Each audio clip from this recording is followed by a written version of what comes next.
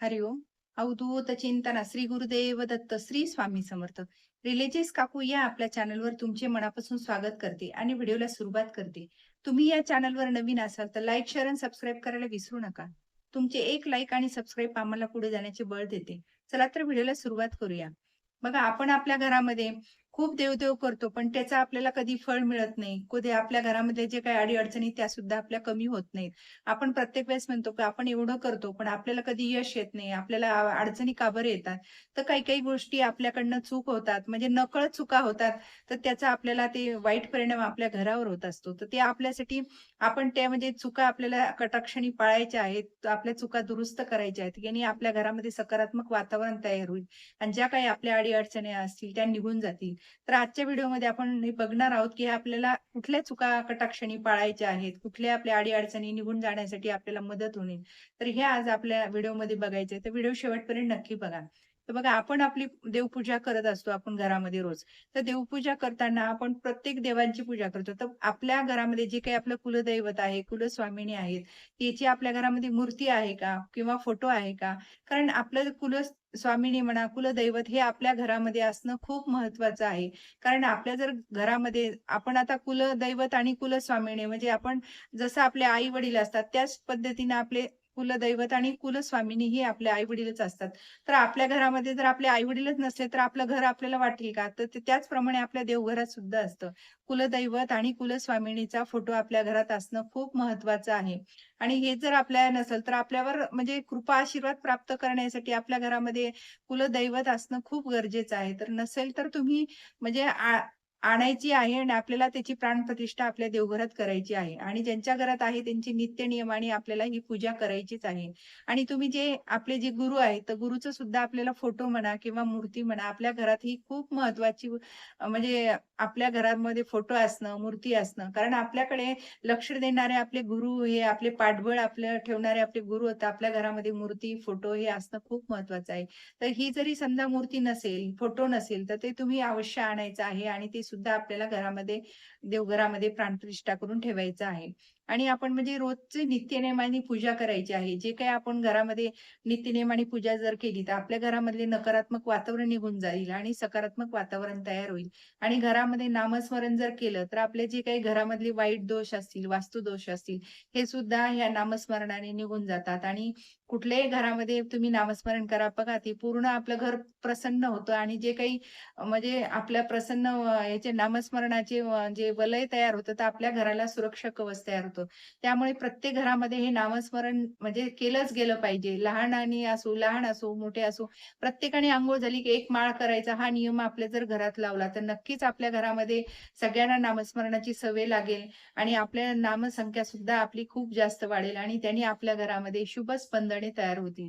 तर हे नामस्मरण हे म्हणजे आवर्जून करायचं आहे आणि काही स्तोत्र वगैरे असतात, तर ते तुम्ही मोबाईलवर जरी लावून ठेवलं दिवसभर काम करता, तर घर हे सुद्धा आपलं म्हणजे सकारात्मक वातावरण तयार होते, शुभ स्पंदन तयार होतात. तर तुम्ही काही ज्या स्तोत्र आहेत, ते तुम्ही मोबाईलवर लावून ठेवू शकता.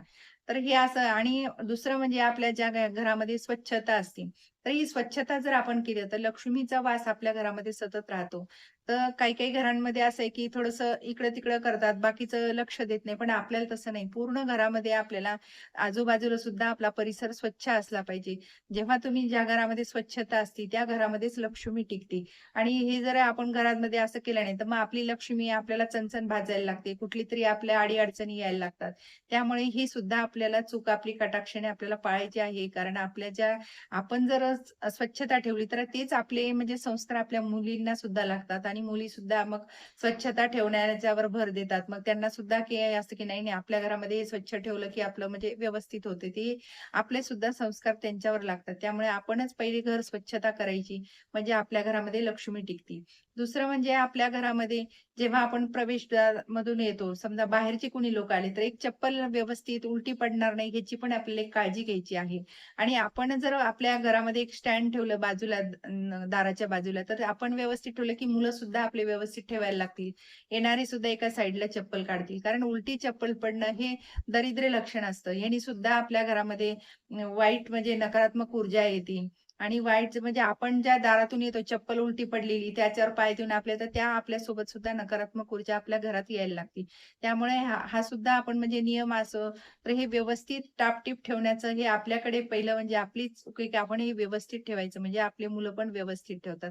आणि एकदा आपण ठेवायला लागलं, की मग मुलं सुद्धा त्यांना आपल्याही नकळत जर त्यांना दिसली उलटी चप्पल, त्यांना दारात दिसली, तर ते एका बाजूला करतात. तर हे सुद्धा आपल्याला म्हणजे व्यवस्थित ही आपली चूक आपल्याला सुधारायची आहे. ज्यांच्याकडून समजा आता सहज नकळत कोणाच्या पायाने उलटी चप्पल होती, मुद्दाम कोणी करत नाही, पण समजा नकळत जरी झालं, तर ते आपण उचलून बाजूला सरळ करायची आहे. आणि दुसरं म्हणजे आपल्या घरामध्ये दिवे लागायच्या वेळेस दिवाबत्ती ही झालीच पाहिजे. कारण ही लक्ष्मी यायची वेळ असते. जर लक्ष्मी यायची वेळेस जर आपल्या घरामध्ये दिवाबत्ती नसेल, आपल्या घरामध्ये अंधार असेल, तर लक्ष्मी आपल्या घराकडे आकर्षित होणार नाही. आणि लक्ष्मी आकर्षित होण्यासाठी आपल्याला दार उघडे ठेवावं लागेल. खिडकी, दिवे लागायच्या वेळेस आपलं दार कधीही बंद ठेवायचं नाही. धूप, दीप, अगरबत्ती आपले दिवे लागायच्या वेळेस करायचं. प्रसन्न वातावरण असलं म्हणजे लक्ष्मी आपल्या घराकडे आकर्षित होती आणि आपल्या घराकडे सतत वास करते. आणि असं म्हणजे आपल्या घरामध्ये दिवे लागायच्या वेळेस म्हणा, जेव्हा दुपारच्या टाईमला जरी कोणी आलं, तर त्याचा आपण आदरातिथ्य करायचं. आपण म्हणतो "अतिथी देवो भव." तर कुठल्याही रूपाने जर आपल्या घरी कोण येतं हे आपल्याला माहिती नसतं. त्यामुळे आपल्या घरी आल्यानंतर त्याचा आपण आदर सत्कार केला तर नक्कीच त्याची कृपा म्हणजे त्याची पण आपल्याला म्हणजे चांगल्या शुभ स्पंदने मिळतात. कृपा आशीर्वाद प्राप्त होतो आणि आपल्याकडे आपल्या घरामध्ये जे आले त्यांचा सुद्धा मान-सन्मान केला तर त्यांना सुद्धा खूप चांगलं वाटतं. त्यामुळे आपल्याकडे जे कोणी येईल त्याला आपण आपला आदर सत्कार आणि त्यांना चहा-पाणी आपण करायचा. कारण त्यांचे सुद्धा आपल्या घराला एक चांगले शब्द जर त्यांनी म्हणले, "वाह! आमचं खूप छान स्वागत झालं." तर हे आपल्याच घरासाठी शुभेच्छा असतात त्यांच्या. त्यामुळे ते सुद्धा आपल्याला म्हणजे आदर-भाव ठेवून आपल्याला त्यांचा मान-सन्मान वगैरे व्यवस्थित करायचा असतो. आणि जे काही दारावर कोणी गोरगरीब आपल्याला मागायला आलं, तर त्यांना सुद्धा आपल्याला जे काही चांगलं आपल्या घरामधलं अन्न वगैरे शिजवले असेल, ते त्यांना द्यायचं आहे. कारण त्यांचं सुद्धा आपल्याला कृपा आशीर्वाद प्राप्त होत असतात. कारण कोणी बघा पोटासाठीच मागतं. त्यांचं पोट भरलं की त्यांनी आपल्याला कृपा आशीर्वाद देतात, की माझं पोट भरलंय आता. खूप म्हणजे आपल्याला कृपा आशीर्वाद देऊन जातात. त्याच्यामुळे उपाशी कोणाला ठेवायचं नाही. जे काही आपल्या दारावर जर कोणी आलं, तर त्यांना सुद्धा आपण मागायला त्यांना तर चांगलंच अन्न द्यायचं. खराब म्हणजे असं शिळं वगैरे देऊन द्यायचं नाही. ताजं दिलं म्हणजे त्यांचंही पोट व्यवस्थित राहतं आणि त्यांना कुठला आपल्याकडून त्यांना काही त्रास होणार नाही याची आपण काळजी घ्यायची. आणि मग ते आपल्याला कृपा आशीर्वाद आणि लक्ष्मी माता आपल्याकडे बघतच असते. आपलं काय म्हणजे रोजचं दिनक्रम कसा आहे, काय चालतंय. मग जेव्हा आपण चांगलं करतो, तेव्हा आपल्याला लक्ष्मी माता सुद्धा आपल्यावर कृपा आशीर्वाद प्राप्त करते आणि आपल्या म्हणजे भरभरून आपल्या घराला सुद्धा सकारात्मक ऊर्जा तयार झाली, की आपल्याला सगळ्या घरातल्या ज्या काही अडचणी आहेत, त्या सुद्धा निघून जातात. जे काही आपले कामं जे आहे, ज्या काही आपल्या कुठल्या शिक्षणाच्या बाबतीत म्हणा, व्यवसायाच्या बाबतीत जी कुठली अडचण असेल, त्या सुद्धा अडचणी निघून जातात. तर हे आपल्याला कटाक्षाने हे 5 नियम आपल्याला म्हणजे पाळायचे आहेत, की ह्या अडी-अडचणी म्हणजे अशा कुठल्याही म्हणजे येऊ नयेत कोणावरही आणि कुठल्या आल्या तर त्या अशा चुका दुरुस्त करायच्यात. म्हणजे ह्यानी आपल्या घरामध्ये लक्ष्मी टिकून राहतील. तर श्री स्वामी समर्थ. माझा जर व्हिडिओ तुम्हाला आवडल्यास लाईक, शेअर आणि सबस्क्राईब करायला विसरू नका.